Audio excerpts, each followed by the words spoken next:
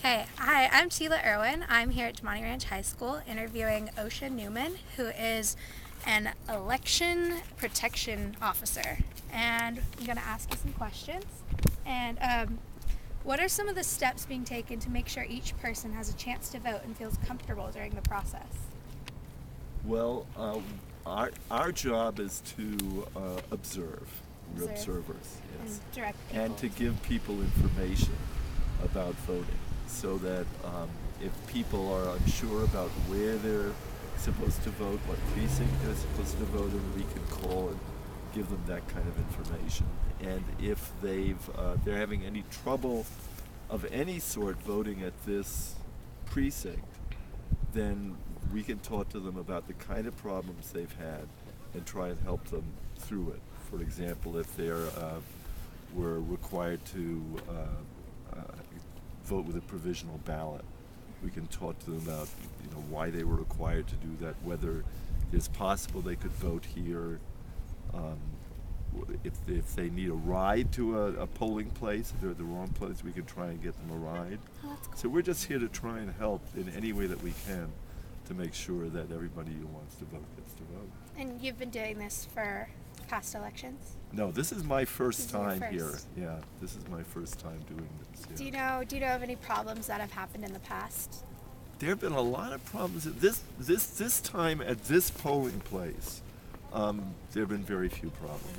I mean, unfortunately, there are some campaigns that have tried to influence the election not by encouraging people to vote, but by preventing people, suppressing the vote, and that has been a problem. And luckily that hasn't happened here, but one of the things we're doing is watching out to make sure that doesn't happen. People have been intentionally given the wrong information, told that they can't vote, they should vote on a different day, on the wrong day, or go to the wrong precinct, face sort of intimidating attitudes. None of that has happened here, but we just want to make sure that that kind of thing doesn't happen.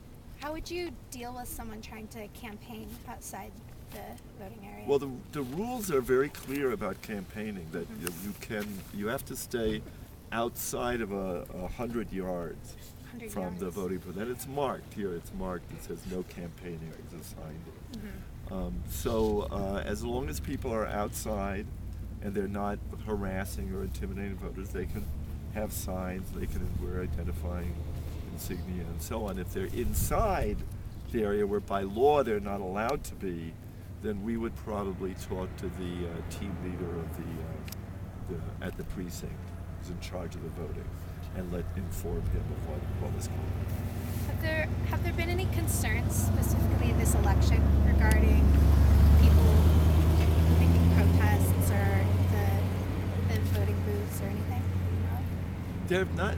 I mean, the information is just coming in about this election. We heard about one incident where actually a poll worker, and I'm not sure whether it was this election or the last election, was telling Latino voters, people with Spanish, that they couldn't vote in that district. Now, one thing I did hear about this election is that some people are getting calls, and they're being told specifically to go vote in the wrong precinct. So that kind of thing has happened. I mean, we've had, not in this election, but in a past election, I was told that they got calls. They were asked, who are you voting for? And if they said they were voting for Obama or the candidate, then they said, well, you can, if you want, you can vote by phone. I mean, total. So that kind of thing. Unfortunately, some of that kind of stuff happens. There's that kind of thing. Then there's also just simply, not malicious, but just problems with voting machines, or sometimes the computers aren't right. I mean, those kind of problems, which aren't anybody's fault. They just spring up, when you're doing a big, complicated process like running an election.